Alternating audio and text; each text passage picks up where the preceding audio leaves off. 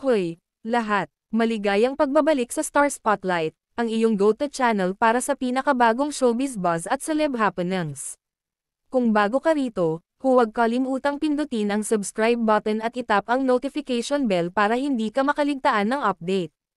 Host voiceover na may mga clip mula sa It's Showtime episode. Things got hilariously competitive on today's episode of It's Showtime.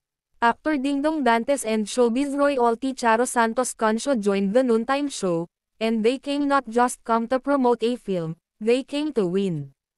Habang nagpo-promote ng kanilang paparating na pelikulang Only We Know, ang duo ay mahusay na lumahok sa isa sa mga signature afternoon games ng palabas, at maniniwala ka ba? Tinalo nila ang mga host, kasama si Karil, sa isang nakakatuwang mukha.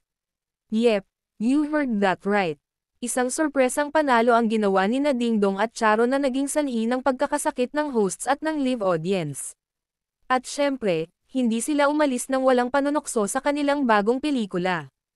Ang Only We Know ay nangangako ng taos-pusong drama, hindi may kakailan na chemistry, at, kung ang episode ngayon ay anumang bagay na dapat madaanan, isang buong pulutong ng char.